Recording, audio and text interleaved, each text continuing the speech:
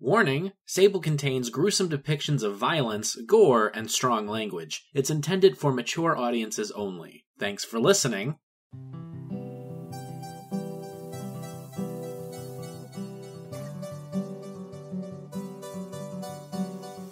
Sable, The Shattered Worlds, Episode 7, I've Seen the Devil. You can't be serious. Corypheus found herself blurting out as she stared at Serena and Rebecca, both looking back at her with stern glances. I mean, you really can't be serious about this. What's wrong, Cory? Serena asked, tilting her head in confusion. Yeah, Rebecca bounced back. I'm not sure we're understanding what the big deal is here. Corypheus blinked a few times in disbelief, her mouth still hanging open with bewilderment. How could these two not see what she was seeing? Could it be, perhaps, that she was overreacting? No, that couldn't have been the case. Corypheus was right to be concerned. Perhaps Serena and Rebecca were the ones who needed their brains examined. The three of them had been on the road for over a month now, trying to track down any and all leads that would lead them to Null's whereabouts, as well as the mechanical god's plans. It had been a race to catch a ghost, it seemed, as no one, not a single soul, had any tangible information to offer them. There were rumors, half-truths, and outright lies that were so ridiculous that Corypheus actually slapped a man after hearing his long tale. She'd never understand men's desires and efforts to make a dick joke, no matter how long the build-up. What made things worse was the fact that neither of them had any real contact with the rest of the rebellion, which was making them all nervous. For Serena and Rebecca, they were worried about their daughter, Julie, who was left with caretakers whom Maven had to reassure the two mothers over and over again were top-notch. Even after that, they had both stated the desire to have hourly updates on Julie, which caused Maven quite the headache for the next 2 days. Sure enough, the updates were given and given on time, except for this past week, where there was nothing but radio silence. Rebecca kept her typical hard-ass appearance up, but it was clear that Serena was about to lose her fucking mind if she didn't hear back soon. For Corypheus, her worries, her anxieties, had all started before this communication issue. She had her stomach in 1,000 knots ever since she watched Crow and Sebastian head out for the Library Scalaria, looking to take it from the Black Imperium. It was the first time she and Crow had been separated from each other since they had met in the simulation, and it was clearly driving Cory up the wall. Crow had become a sister to her in these years, the sister she could never find as a child or with the theatermen. They had a bond, not one so easily broken or easy to suppress. "You big, stupid bird," she found herself whispering from time to time throughout the journey. "You better be all right." Rebecca cleared her throat, snapping Cory back into reality, a blush forming on her cheeks. She wasn't usually one to be distracted, especially at times like these. "Oh, sorry about that," the mage whispered, shifting on her feet a bit. "Was thinking about Crow again, hoping she's all right." "If any of us are going to make it through this," Rebecca began, giving a supportive smile to Cory, "it's gonna be the freaky bird in armor. Crow's a fucking tank. Actually, I think I've literally seen her destroy a couple tanks in the past.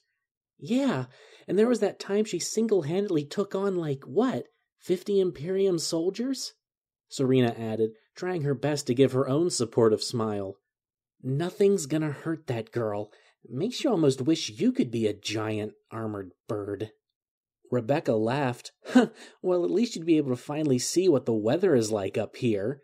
She cried out as Serena kicked her shin. "Ow! It's not my fault you're so short." Another kick, Rebecca swearing up and down as she held her now bruised knee. "I'm tall enough to kick your ass. Maybe you should try kissing it every now and then instead, huh?" All three of them paused to let themselves have a laugh. It had been so long since they were able to do that. or even had the desire to do such a thing. The journey had been long and mind-numbing, practically draining the energy out of them day after day.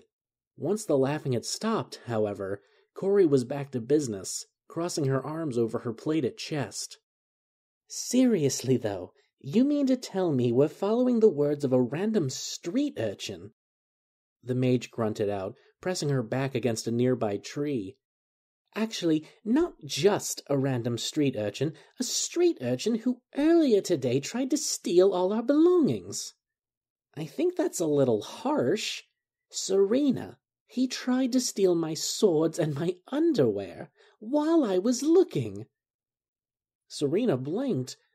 "I mean, they seemed like lovely undies. I'm sure you've gotten quite a pretty penny for 'em."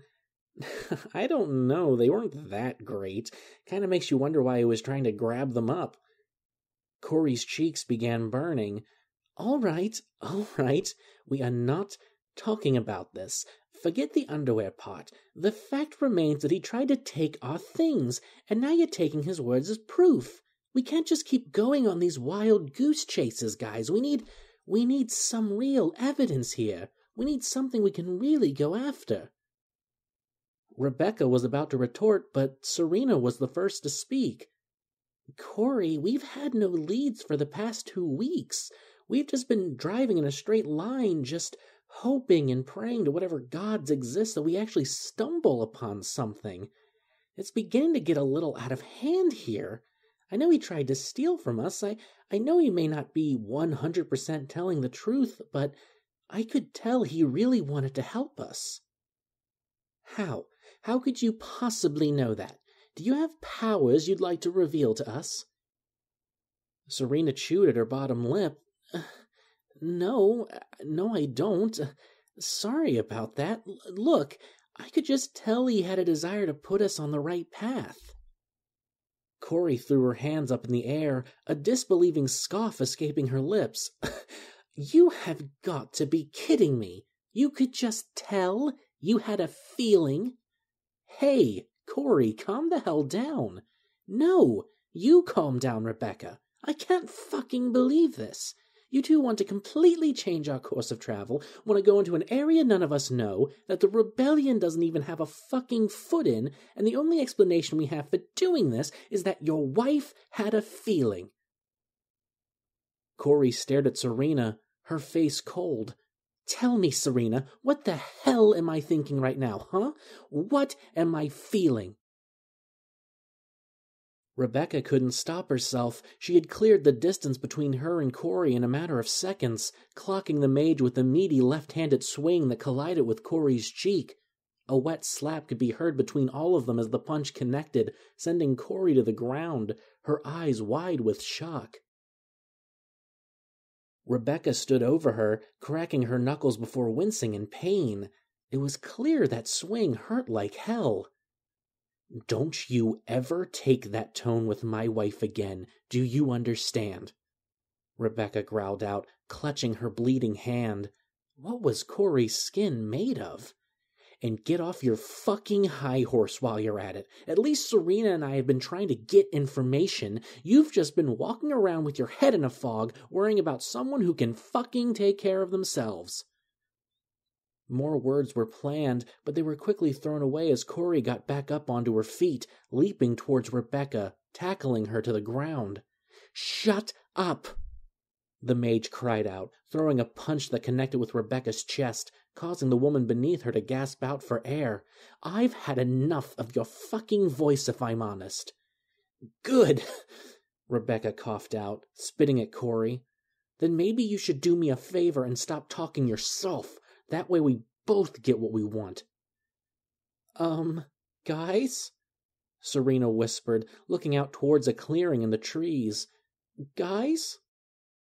Both Rebecca and Corey stopped throwing punches, the mage climbing off of the other, both of their eyes on the concerned Serena. "What's wrong?" Corey asked, her voice hushed. Serena shook her head, taking a few steps back, readying her pistol. We have a bit of a situation." Now Rebecca was pulling out her own gun. Corey doing the same with her blades. What kind of situation, hun? The former police officer couldn't find the right words to say, so she just pointed with her free hand, pointing outwards past the clearing.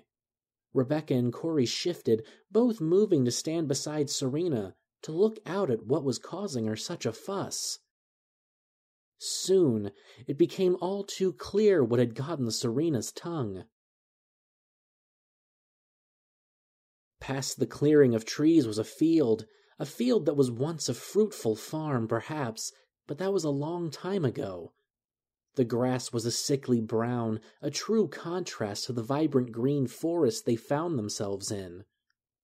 The dirt beneath the grass was an odd gray color, almost like faded silver. Neither had ever seen dirt like this before. They didn't even know it was possible to come in such an odd shade. Far up the field was a little hill, with a once gorgeous house sitting atop it, dead center. It must have been one hell of a home in its time, but now it was broken down, the roof long since gone, collapsed. The windows were either broken or boarded up, and the door looked as if it were ripped from the structure many years ago. But it wasn't the dead earth or the destroyed home that truly caught their attention. No, it was the thing between the house, or rather, the things between the house. There were people, a lot of them, and they were all chanting, dancing around a statue made of what looked like dirt and shit. Everyone in this group was completely naked, their bodies looking haggard, like skin stretched over bone. Large fires were blazing around the dancing, singing circle of people, bright orange light illuminating the horrifying sight. The language they were using was unknown to the three rebellion fighters, and it almost sounded like complete gibberish, almost as if their mouths did not know the sounds they were trying to make, so they just settled with undecipherable grunts and bellows. Off in the corners were little pockets of these humans, and they were having orgies, screaming and moaning out into the sky, their words just as confusing as those that were chanting around the statue. The statue, it was a horrendous sight in its own right, only adding to the scene. It was probably a good 10 feet tall, an amalgamation of the grayish dirt and fresh shit. Whether it was human or animal, neither could tell, not that the answer would make it better or worse. Though it was crudely put together, all three of the women could tell that it was supposed to resemble a tall, muscular being, a single arm outstretched, hands stretched in a pleading, caring gesture. It was as if the statue was beckoning one to come closer, to rest their weary heads. What was the purpose of the statue, and who was it made to resemble? It was right about this time when the three noticed something, one terrible, terrible thing. The chanting people, the fucking people, all had their eyes on them, wicked smiles crossing their crazed human faces. They had noticed the three rebellion fighters, a loud scream, laugh coming from all of them. Then, the ones dancing around the circle decided to change course, running and screaming towards Rebecca, Serena, and Corey.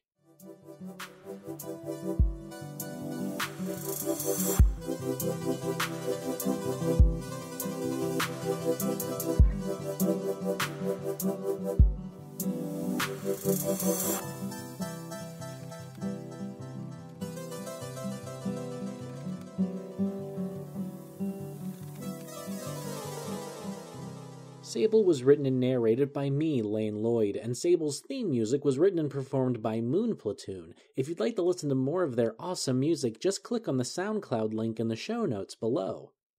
Guys, we're on Twitter, we're on Tumblr, we're on Facebook, I made an Instagram for the show for some reason, and all of those links you can find in the show notes below, as well as the previously mentioned Moonplatoon link.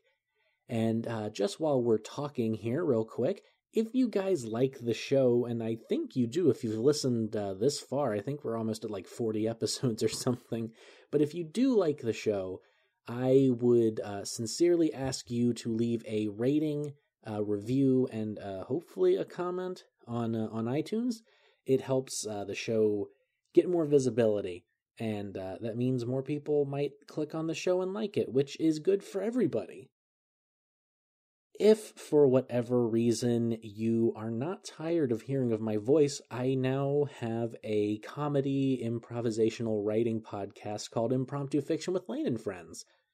We have 7 episodes up so far, and I think it's a lot of great fun. It's one of the projects I've been looking forward to do for a long time, actually, since I got into podcasts and kind of since I got into writing. It's a really fun show. I think you guys will like it. We have a lot of I was about to say we have a lot of impromptu fiction writers. That doesn't make any sense. We have a lot of people in the audio drama community getting in on the show, so I recommend that you listen to it.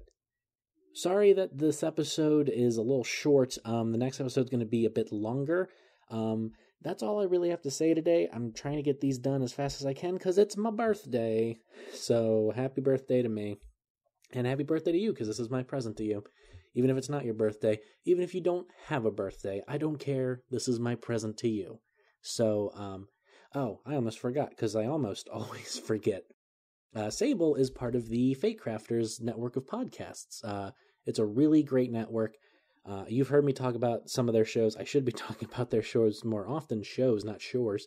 So, this week, I am recommending Diary of a Madman. That's by Paul Sading. I really hope you can't hear my stomach. I have not eaten yet. That's disgusting.